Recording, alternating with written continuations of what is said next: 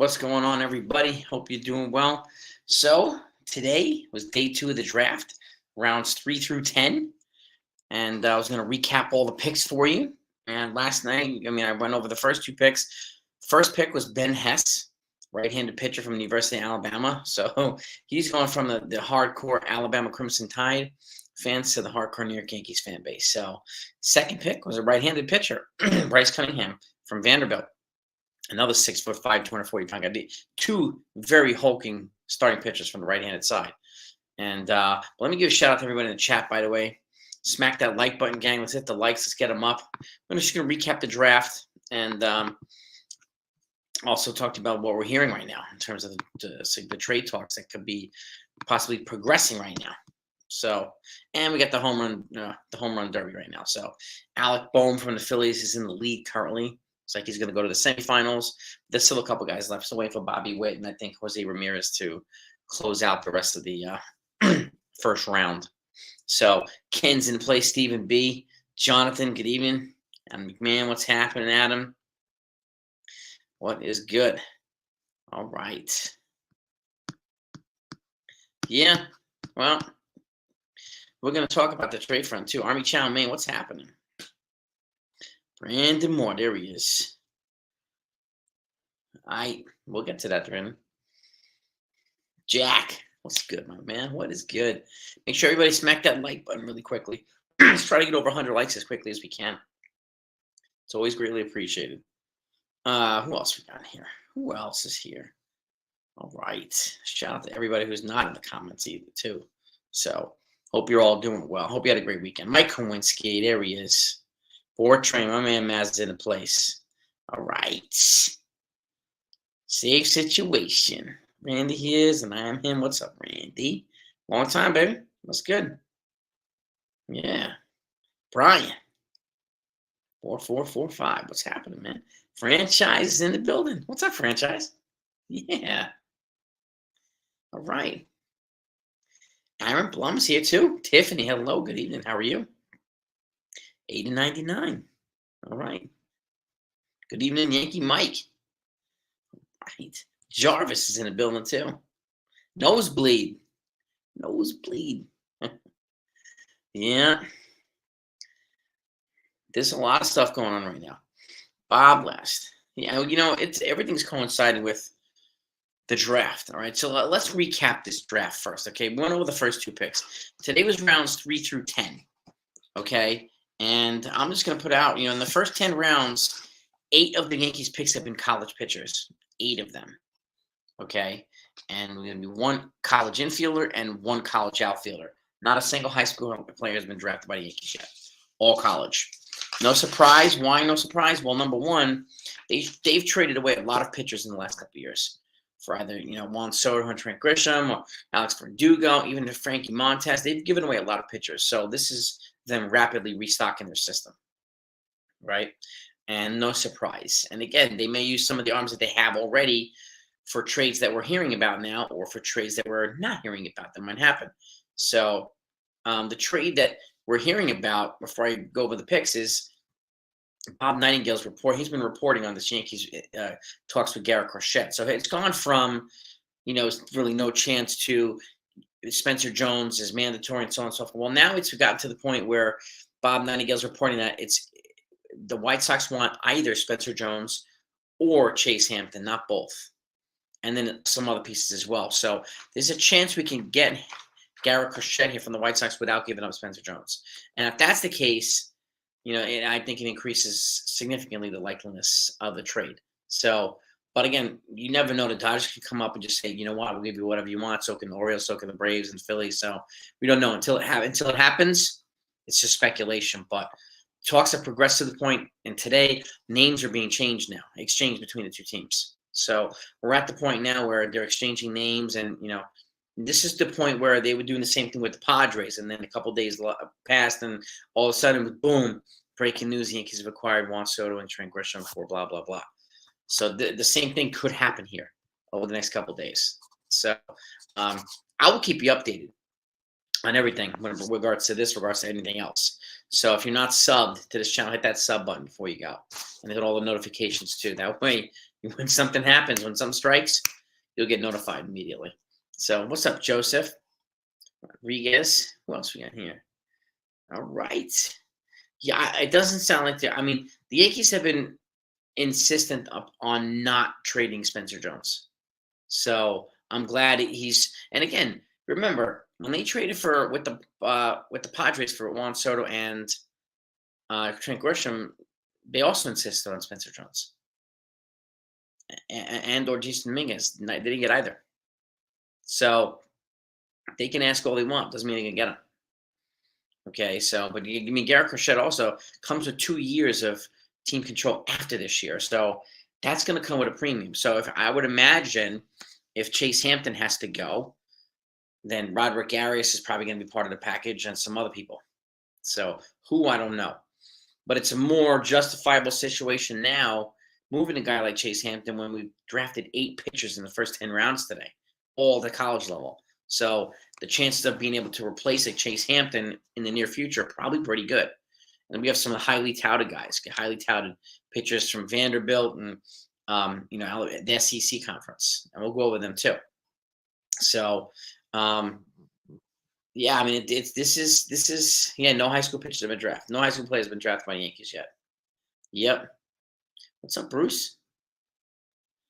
All right. We went to. Oh boy. Yeah, this draft should be. I think so, Aaron, and it's looking that way. And again, like they haven't drafted a corner infielder aside from the first baseman today, which was in the I think it's 8th or 9th round, and I'll get to it. 8th round. No corner infield, no third baseman. So I'm going to guess, and it's just a guess, that the Yankees are probably going to trade for a third baseman and use some of the people that they have in their farm already, not with these draft picks, obviously, to get a third baseman. So that's what I'm guessing, right? So but we'll see what happens. We'll see what happens. I mean, there are, like I've talked about Ryan McMahon quite a bit. I know people are talking about Alex Bregman. There's some other people too. I think it's going to be half that. It's going to be half that level. So do I think the Astros get a trade for Willard? I could see the Astros trading for a Pete Alonso. I could, but I think they should trade with the Mets for Pete Alonso, but I don't know if the Mets are going to be sellers now. I think they should, but I think they might wind up being buyers. In which case, it would mean Pete Alonso stays in Queens, which doesn't make any sense to me. But they're working their way back into contention, so they may just say, "F it, go for it," and make some big acquisitions at the deadline. For all we know, we'll have to see what the Mets do. They're going to be like a wild card team, and this is the other thing. But for a lot of teams, right? A lot of teams are all of a sudden sticking around contention. So these teams might not trade players, and it'll make it even harder for the Yankees and some other teams to acquire the guys that they need without having to make a drastic overpay. So I'm going to guess the prices are going to be at a pretty damn premium. But yeah, I mean, if they, look, there's no way they're going to get Garrett Crochet without giving up a lot. There's no way. There's no way anybody's going to get him without giving up a lot, right? It's just like no way you're going to get a Jazz Chisholm and a reliever without giving up a lot. And the same thing goes with Jonathan India and a reliever without. There's no way you're going to get any of these done without giving up a good amount. Even Ryan McMahon from the Rockies, the top third baseman, right? There's no way you're going to get him without giving up a lot either, because he's got, I think, 3 years left on his contract at a very reasonable price. So these guys are going to cost a premium, right? But we'll see. A couple of these guys, and let me go over this right now. Okay, so round 3 today, they picked a gentleman called Thatcher Hurd. He's a right-handed pitcher from LSU. 6'4", 230 pounds. He was a junior, so he's 21 years old. He was 3-4 this year with a 6.56 ERA, so stats weren't sexy. In 18 games, had 48 innings pitched, 56 strikeouts. So with a low walk rate from California. So they must see something there that Matt Blake can work with. So he was a 3rd round pick. 4th round pick was Gage Zeal, a right-handed pitcher from the University of Miami. Okay, 6 foot, 223 pounds. He's from New York, actually, so he's got the Yankees connection. He's actually considered the ace of the Hurricanes starting rotation. So that's a encouraging sign. 5-3 with a 385 ERA. 100 innings pitched, 89 strikeouts versus only 28 walks. So he's got almost a 4-to-1 strikeout to walk ratio. That's pretty darn good. And if you look at his innings pitched in his games, he averages over 6 innings per start. So the durability is good right now. He can put forth a consistent outing, which is good. Their 5th-round pick was Grayson Carter, right-handed pitcher from Vanderbilt, the second Vanderbilt pitcher that we've drafted in the first 5 rounds. Okay. 6'4", 237 pounds. This guy's from Colorado. He's known for being mentally tough. I mean, he's got a good approach with the strike zone, and he's very aggressive in the strike zone too. Good command. He's 9-2 with 6.67 ERA, 18 games, 39 innings pitched, 38 Ks versus 31 walks. So got to work on some walks a little bit. And again, he looks to be more of a bullpen piece here. So we might have a starter and a reliever from Vanderbilt. 6th-round pick was Griffin Herring, a left-handed pitcher from LSU, the second LSU pitcher we've gotten in the first 6 rounds. We got 2 pitchers from LSU, 2 pitchers from Vanderbilt. Okay, he's 6'2", 196. He was 6-1 with a 179 ERA this year, 50 innings pitched, 67 Ks versus 13 walks. So we got basically a 5-to-1 strikeout to walk ratio. That's a good ratio, right? And his career is 10-3 with a 2.66 ERA in college. So he's a pretty solid performer there. And a lefty. Okay. Next up, 7th pick, Wyatt Parliament. He's a right-handed pitcher from Virginia Tech University. 6'4", 215. He's a junior. He's 4-4 with a 7 ERA. 46 innings pitched, 62 strikeouts in only 16 games versus 15 walks. So again, another big strikeout arm with not a lot of walks. So some of these stats aren't super sexy, but they must have something that Matt Blake and the pitching staff can work with. So 8th-round pick is their first offensive player. This is Tyler Wilson. He's actually from Taiwan in real life, but he plays for Grand Canyon University. He's 6'1", 210. He's a switch-hitting first baseman. The cool thing about him is he batted over 300 all 4 years in college. So 4 consecutive years. So he's a consistent bat. Okay, good contact guy. This past year, 2024, 17 homers, 65 ribbies in 58 games. He batted .378 with a .441 on-base percentage and a .691 slugging. His OPS was 1.132. Pretty impressive. Okay, 9th-round pick was Tanner Bauman. He's a left-handed pitcher from Auburn, a second lefty here. He's a senior. He's 6'5", 225. It looks like he's going to profile as a reliever as well. In 20 games, he started 6 of them. 5.23 ERA. He went 3-2 with 41 innings pitched, 47 Ks versus 16 walks. Again, a 3-to-1 strikeout to walk ratio. And last pick was Joe De Los Santos. He's an outfielder from William and Mary. And looks like a right-hand hitting outfielder. He's 5'10", 220. Kind of built in the mold of like a Tommy Pham a little bit. This past year, in 57 games, he batted .330, 431 on base, 584 slugging. He had a 1.011 OPS. And last year, he had a 1.056 OPS. So this guy's a consistent contact guy again. 14 home runs, 67 ribbies this year, 14 doubles, 38 walks, 17 stolen bases. So he's known for putting the ball in play and being aggressive on base paths. So those are the picks right now, rounds 1 through 10 for the Yankees. Okay. Tomorrow they're going to go through rounds 11 through 20. I will recap tomorrow night as well, so you know exactly who they picked. And then I'm going to have, I'm going to continue to give you feedback on. I want to recap the draft and how I think they did. I want to know how you think they did. And obviously, we'll keep you updated on the trades that the Yankees can make. And I will be live. Trade deadline is Tuesday the 30th at 6 p.m. I'm going to be live from 12 to 6 that day. So I'll be live for 6 hours straight. I'll be feeding you in on everything that happens on trade deadline day. So hope you can join me and just listen in the background. I'll keep you fed in on everything. So that's what I have. Those are the draft picks for the Yankees. Okay. That's the chatter that's going on right now with the White Sox. Okay. So I'm glad that it's progressing. And when you get to the point when you start exchanging names, then the trade could potentially have teeth here. So, and if you can get them without giving up Spencer Jones, pretty darn good. Pretty darn good. Yeah, Joseph. They took every pick they took today and yesterday in the first 10 rounds was a college player, not a single high school pick in anything. 8 college pitchers, 1 college infielder, 1 college outfielder. So, you know, and again, they're restocking the farm with a lot of pitchers that they traded away over the last couple of years. So, and it looks like they're getting some strategic pieces too. And would I be surprised if they got more bats tomorrow? No, I think they should get more bats at a corner infielder on the back end. But now, like I said, why do I think that they might trade for a third baseman? Because whether it be Ryan McMahon or Matt Chapman or one of these guys, because they haven't. We're 10 rounds in now, and they haven't drafted a third baseman yet.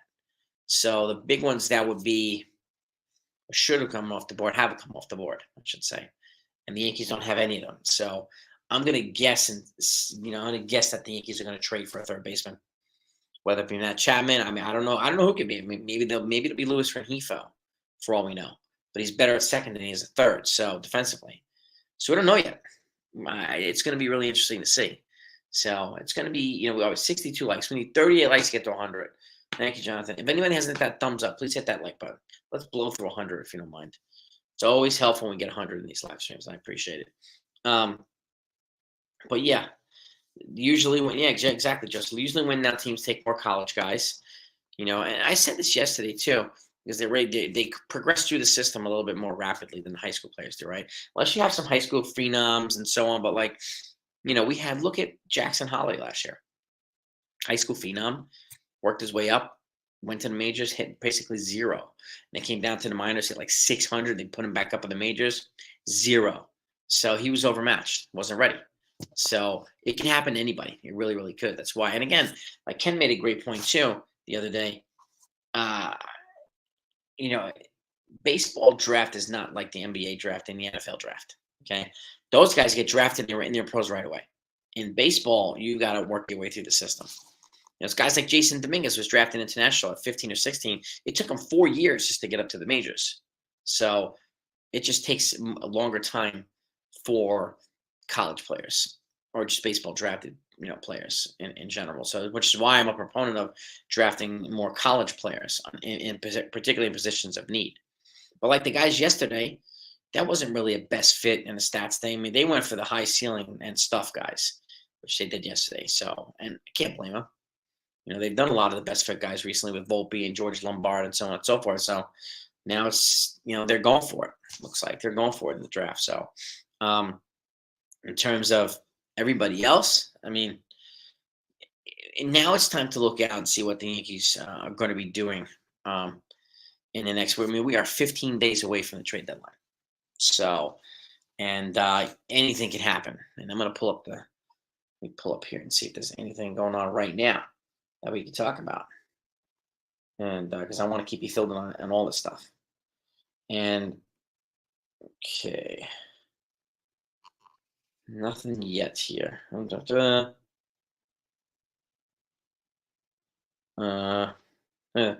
Grading the Yankees picks 6 through 10. There's something in here saying that Juan Soto said he wanted to play with Shohei Ohtani. I don't know. Hitting Tigers trade target could provide the lefty kill the Yankees desperately need. What are they talking about here? They're talking about, I don't know. Who is this guy? Oh, Andy Ibanez. Looks like he kills lefties, so he's another one. Looks like he's another trade target for the Yankees. Andy Ibanez, 31-year-old versatile player, looks like. So, but Ken had a question. My apologies, Ken. Let me get back to it here. If the Yankees acquire Crochet, where is he employed? I mean, if they want to keep him in the rotation, it'd probably be wise to consider 6 men for the rest of this year when Schmidt comes back. That way you protect Schmidt, you protect Crochet, right? And it would be a good idea. Obviously, you're giving everybody else an extra day's rest too. So, that would be a worthwhile venture. I don't know if it would happen, but I also wouldn't be surprised if they move Crochet back to long relief for the bullpen for the rest of the year too, to protect his innings. So it's going to be interesting. It's a good question, Ken. It really is a good question. Yeah, a lot of these guys today will probably sign on their slot value. I think Cunningham from Vanderbilt signs over slot. I think Hess from first round pick probably signs under slot. So, but we'll see. Right? Without telling Joel Sherman, Yankees red flag organization in regards to their prospects. Yeah, whatever, Joel Sherman. Yes, international players are signed. Yep. That's why they have this international money every year. It's $6 million or $5 million to give to the international folks. And that's the international signing period is in December. So that's when they sign those guys. So it's going to be interesting. I mean, I hope they can facilitate a Ryan McMahon trade. As I said this too, like Soto and Judge are locked in at 2 and 3, right? So, and if you get India or Chisholm, that'll be a number 1. I want to get somebody solid at number 4, so that when Stanton comes out back and goes in number 5, your 1 through 5 is just off the hook, and then you can have those guys behind them, and in their more natural spot in the lineup. So, I'm curious to see what they do. I hope they get a 1 and a 4 bat, and a second baseman and a third baseman. They can essentially. If you got a Chisholm or an India at 1 and you got Ryan McMahon at 4, your offense is going to look completely different identity. So it's going to be interesting. Yeah, Crochet. I mean, I don't know. I don't know. I don't know what they're thinking with Crochet. Honestly, I wish we knew. I think they're being worked on right now, max coverage. I mean, behind the scenes, which is and that's when the Yankees always work, right? They operate behind the scenes. They don't essentially leak anything until the move is actually done. Until it's like breaking news, Yankees and blah blah blah have agreed to a trade, and the details that come after that. So we generally don't know beforehand that they're deep into talks and they're working on finalizing this deal and blah, blah, blah. Very rarely do we find that stuff out in Yankee land until it's already agreed upon. Brian Cashman doesn't leak that stuff. Neither does the rest of the Yankees brass. So, why are they trading? They're not going to trade Rodon. Who's going to take him? Who's going to take Rodon? Quantrill? Yeah. Cal Quantrill? I don't know. I don't know about that.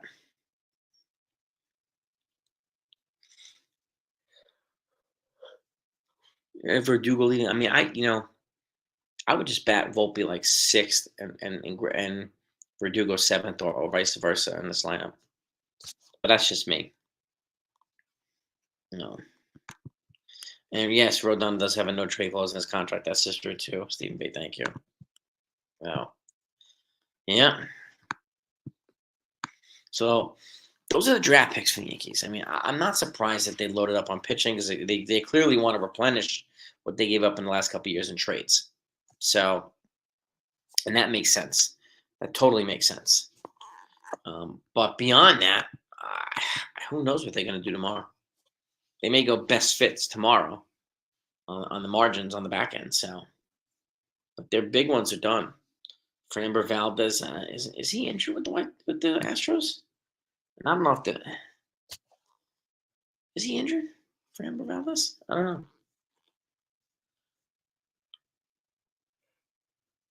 I wonder what you'd have to give up for Framber Valdez. I wonder. Yeah, if you move Boone and DJ for Robbie Ray, man, that's Stephen B, man, preach, brother. That's what's gonna put this team over the top, baby. That's right. We need Robbie Ray here. Mm-hmm.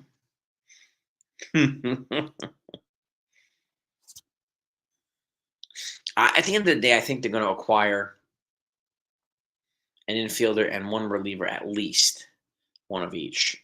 Beyond that, I could see I can see them making more moves. And there's a couple insiders think they're going to make the Yankees are going to make several moves. So I'm keeping tabs on who's saying what about the Yankees and making sure that they're not moving in a stealth manner to not be followed. So I'm keeping an eye on from as many angles as I can. Yankees signed 9 international pitching prospects recently. How many more arms do we need? Yeah, I mean, and I mean, like Ken, this is a good point. Like, and we talked about this international progress. Problem with those guys, they are probably 5 years away, 4 or 5 years away. Like these guys are going to be more instant, or more short term to get to the majors. So, but yeah, they want to keep loading up that prospect pipeline. They definitely do, and they're linked also to like I think the top 2 international prospects over the next 2 off seasons too. So the Yankees are set up nicely, and I think they're both position players. So yeah, 80 likes. All right, we need 20 likes to get to 100. Let's see if we can get to 100 likes. Smack that thumbs up if you haven't done that yet, please, gang. Yeah, Neely down to AAA. Neely deserves a call up. So does Efros is, knocking on the door too. So having both of those guys up will be a big boon to the bullpen, regardless. Yeah. What is the when's the new stadium? That's a good question. I'm not sure. The new stadium for the Rays. I'm not sure. Um.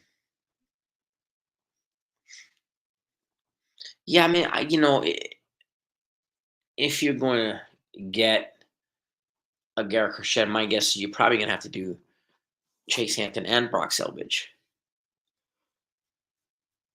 and then whoever else, because you're going to add those guys to Drew Thorpe, which we sent to the Padres, and then the Padres traded him to the White Sox. So, and yeah, crazy. I'm really curious to see what happens over the next couple of weeks. It's nice when you hear stuff like this. It kind of gives a little bit more fuel to the fire, so it gets us really, really thinking. It gets us a little bit more excited. I know it does me. So, and I'm really hopeful that the Yankees will make a couple of moves. Yeah, I mean, my guess is a trade coming with pitchers involved. I mean, I would agree. I would imagine so. Jay Buhner, general. There you go. Would I trade Rizzo to Houston in bullpen? I doubt it. I don't think. I don't think Houston would take Rizzo unless, I mean, Yankees ate most of his contract. If you can get a decent reliever, I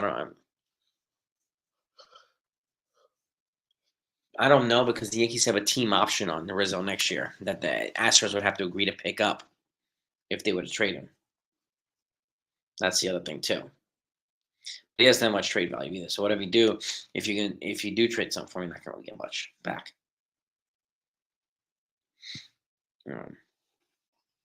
Camden, nice. Yeah. Yeah, he'll look good. Cousin look good. Yeah. I'm telling you, man. It looks like all signs are pointing towards the Yankees needing a new closer, obviously. So I think Holmes at this point has lost the confidence of most of the fan base, and even though he wasn't personally responsible for every blown save, he's got 6.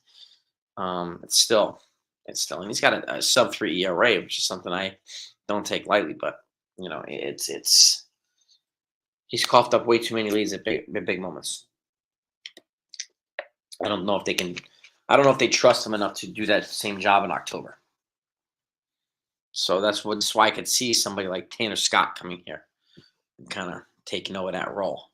But we'll see what happens there. I mean, we'll see if they actually do it. Yeah, I mean, Ferguson's been better, Bruce. I mean, look at they just DFA'd Cody Morris. I'm I gotta look at the roster and see if they would move on.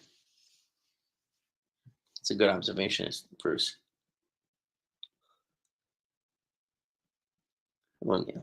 Catcher. Oh yeah. I mean, speaking of catchers, they're apparently talking about the Rockies catcher Elias Diaz, but I don't really know if he has a fit here now. That guy, Ryan McMahon, has a fit, but I don't know if Elias Diaz, the catcher, does. Hmm. We need no. I think we're okay at first baseman, McMahon, but third baseman, and second baseman is where I think we need. I think Ben Rice is coming into his own here a little bit, so and then they want to ride that. No, Ferguson. Yeah, I don't know if Ferguson. That's a good question. I don't know if Ferguson will clear waivers either. But Bruce, yeah, I mean, Verdugo and Volpe did not help. But Holmes also cost him. With the walks, he's got to cut down on these walks and when he comes in with a lead and all this stuff. So there are things that he needs to work on too, no doubt about that. But again, like we need to do some things too. We need to hit better with guys on base, situational hitting. We need to move the ball into play. We need to stop, letting their team take a lead on us early in the game. We need to jump on those guys. Try to get an early lead too, and try to get their start out of the game. Get up to 100 pitches in 4 innings. Like we need to wear down pitchers, and we're not really wearing down pitchers right now. Mhm. Chisholm, yeah, I mean, I could see Chisholm's probably the most likely potential trade for Yankees, I think. But I don't care. I would, but I'd be surprised if they moved in another direction. No. Hamilton, I think a couple of weeks, Lewis. I mean, we have Hamilton coming back. We have Schmidt coming back. Yeah, and Nick Birdie coming back too. So we have some guys coming back. We do. And Jazz Chisholm would be the leadoff hitter here, I think. No. Yeah, problem with the kid from the A's, he's going to cost more than Crochet. So Mason Miller, yeah.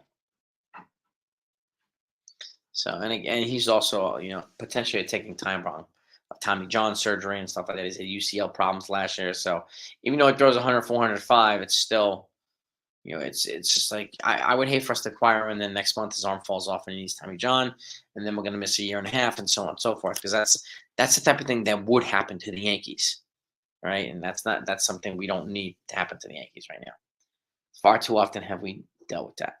So and McMahon wrote down this, it almost looks like he forgot how to locate or pitch in the last month. So I mean, I hope he rebounds and comes back stronger. I really do. We need him. We definitely need him. They also Miller has blown. Yeah, Mason Miller's blown saves too. Yep. All these guys, all of them have blown saves. There's no perfect closer stats right now that I know of. Nick Glasnow's hurt. Yamamoto's hurt. Yeah, they're both on the IL. Yeah, and Yamamoto just got transferred to the 60-day IL today. So, yeah. People keep saying Louis Ursay too, yeah. Interesting. It's another interesting option. How much is needed time off for us? This is much. Yeah. It's just there's no games going on right now. It's just a home run derby. They all start getting tomorrow, and they don't play again until Friday. So it's nice to catch a little bit of a mental breather. But I will keep you updated on everything that happens in the draft and everything else behind the scenes. So that's my commitment. That's my promise to do that stuff. So I got you covered in all those situations. But Okada and Crochet. Yeah, I mean, Mokata would be an interesting one for third base. I mean, that would cost a lot of money, Mokata and Crochet. Yeah. All right, 88 likes. All right, we need 12 likes to get to 100. But we'll see. I mean, all we know right now, Corey, is today the trades with the Yankees and the White Sox have gotten to the point where names have been exchanged. So, and generally when they get to that point, they pretty much are legitimately interested in consummating a trade or taking it over the finish line. We'll see how long it'll take with the Yankees if that happens. But again, anything can happen. We can wake up tomorrow and be like, oh my God, the Dodgers paid what for him? The Braves did what? Like, you can find that out too. Well, that's how these people roll. Mm-hmm. Yeah. Oh, his agent's Boris. Boris hoodwinked a lot of teams for a lot of players for a lot of years. So freaking Scott Boris. Yeah. Happy homework day 2, Mark. What's up? Yeah, man. That's what we're hearing right now. That's the biggest chatter right now is Garrett Crochet. So I do think we have a good, more than better chance to re-sign Juan Soto. Man, I do. Mm-hmm. Yeah, I don't. Same here, Albert. I wouldn't trade. I wouldn't. I wasn't trading him for 1 year of Corbin Burns. I'm not. I'm not trading him for. Pretty much, I'm not trading for anybody. Really not. Had it been 3 years of Corbin Burns, I might have considered that, but not 1 year. No. Hmm? The Mets release cap. Yeah, this is true. Was Robinson Cano playing like in Dubai, or is he playing in the Mexican League or something like that? Yeah. Yeah. Also, Cano got popped for juicing twice when he was with the Mets. Like he was just a disaster. He was a disaster. No, not yet. Max Palmer. I don't think they'll DFA DJ with 2 years left and 15 million on his deal. I'm not sure they do that just yet. What happened, Rizzo? I think. Lotus. I think if Rice is playing well, then Rizzo needs to be on the bench and have him mentor Ben Rice. I would not sit Ben Rice if he's on a heater, if he's hot, and so on and so forth. I would not be sitting him for that. No, no.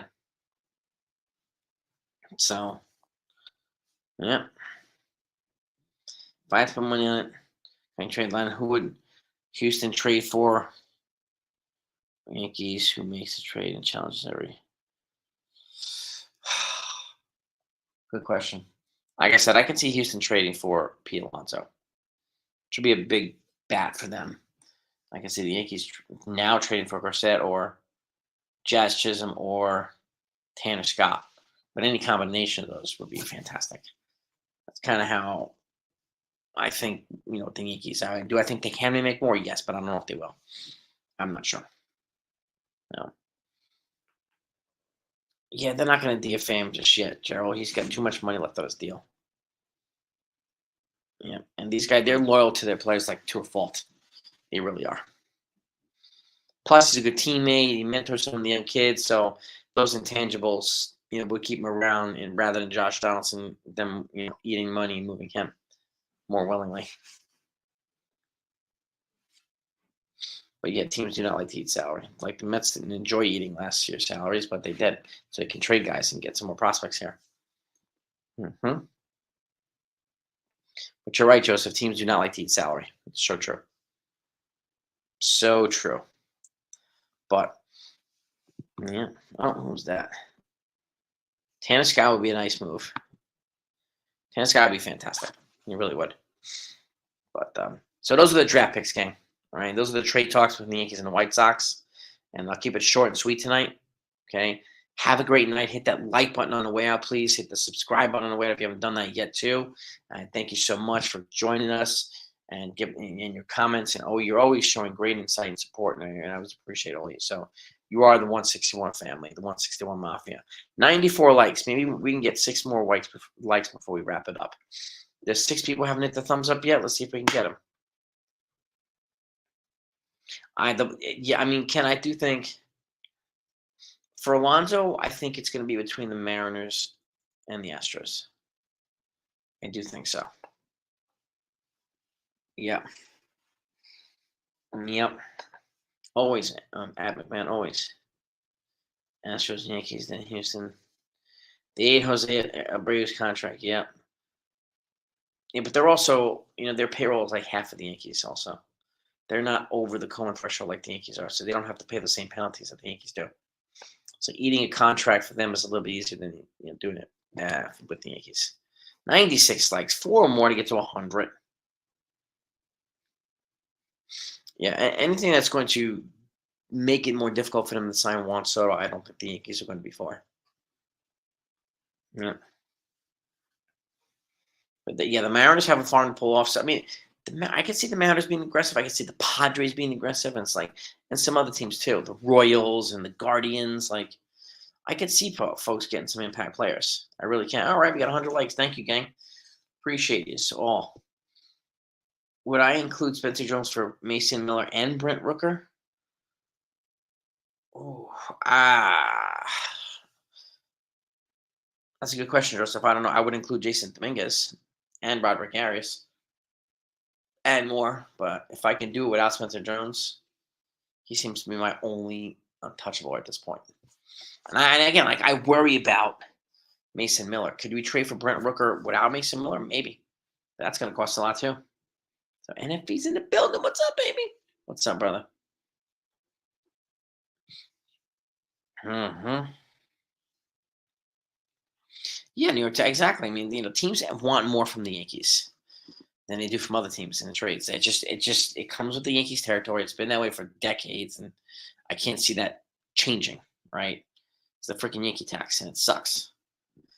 But it is what it is. Right? Yeah. No, I gotta. You know what I mean? I'll be wrapping it up in a minute. I actually have some work to do that I got to get to tonight. But NFE, I'm gonna message you later. For those that don't know, gang, I will be live from 12 to 6 on trade deadline day, Tuesday the 30th. Okay, I'll be live from 12 to 6. I'll keep you fed on everything. The deadline itself is at 6 p.m.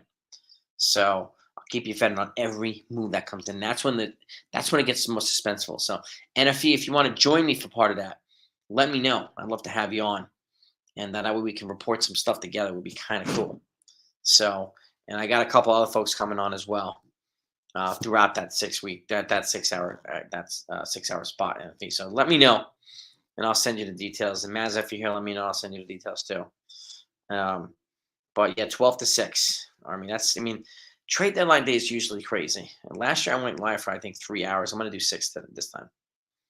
You know what? The hell with it. I want it to be lit. I want it to be, I want to get you every piece of details that come in. So, all right, NFE, I got you, man. I got you. So that's it. But that's what I got, gang. That's what I got.